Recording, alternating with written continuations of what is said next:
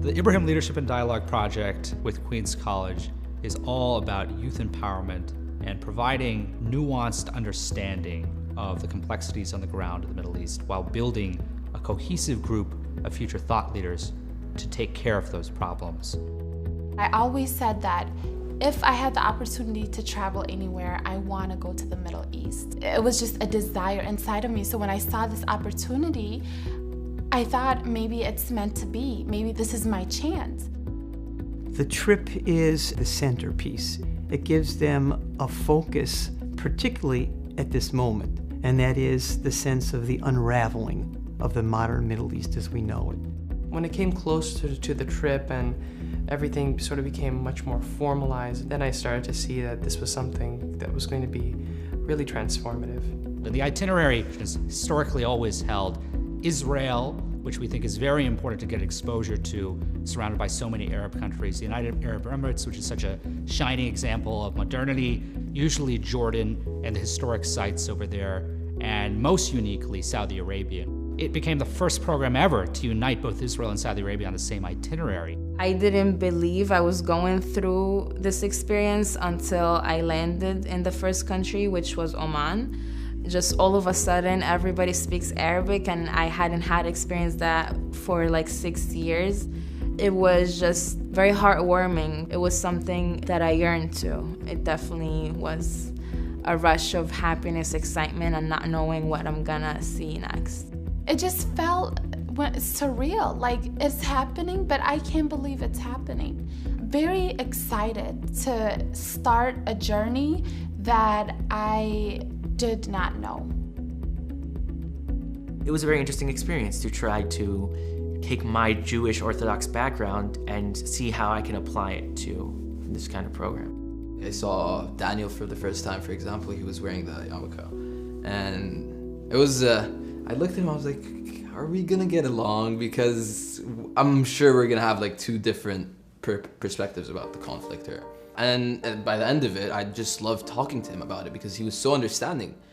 Because the first couple of days, the professor tried to emphasize that too, is to look at the person not by the religion, not by the family, not by where he was born or raised, but by who he is, like how he treats you and how you treat him. When I talked to him about a perspective he has never heard of, and he telling me about a perspective I've never heard of, and both of us actively listening, not just sitting there and listening, just actively listening and understanding and just soaking into what the other person is saying is just, you just admire that with people.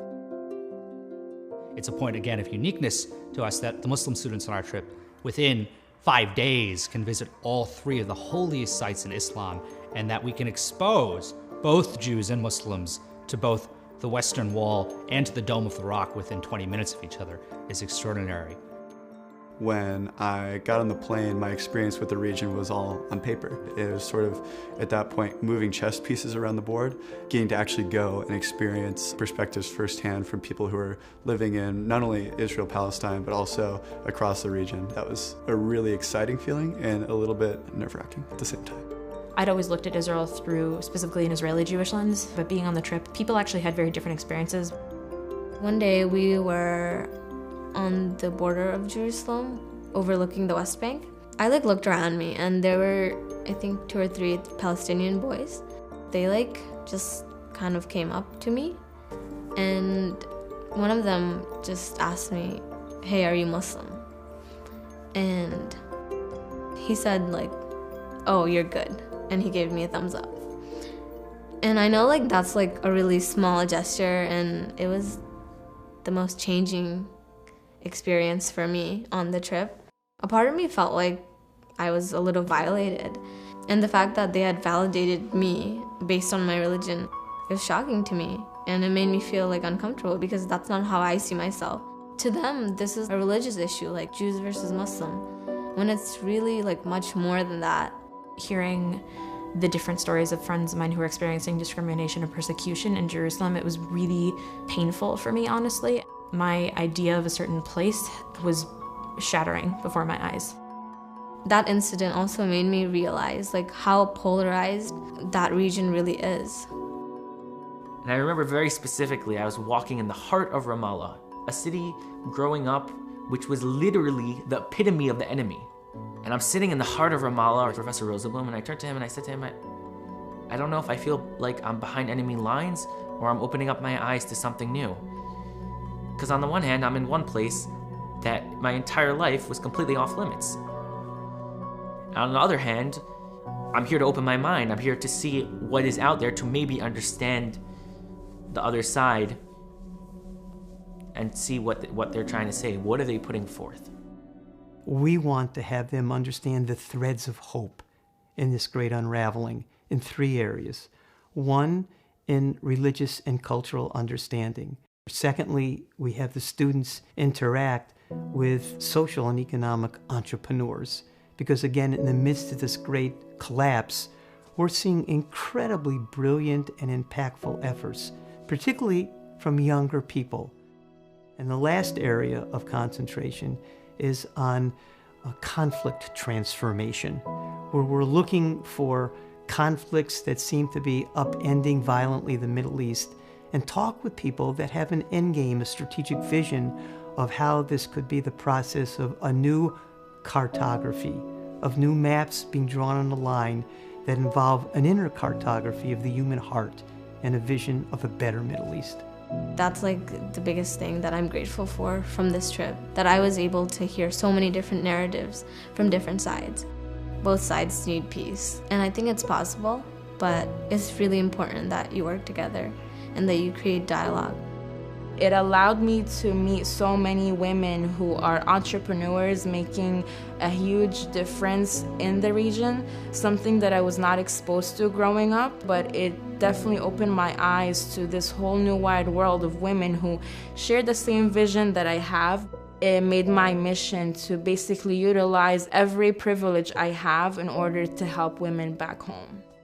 I think what's most gratifying at the end of the day is that within a month you've come to at least dab into the 5 different cultures. Having that ability to go through them all within a month and really try to learn about them is something that this program provides. I don't think there's any other program like it that does this. A lot of us disagreed really fundamentally politically, and it was remarkable. Like, one of the things that I've taken for the trip that's most important to me is not just hearing someone, but really listening to what someone else is saying. So a lot of conversations that I had with people, they were actually taking to heart what I was saying, and I was able to do that in turn. So we built a very strong connection that was based on really mutual respect, despite the fact that we have such radically different views.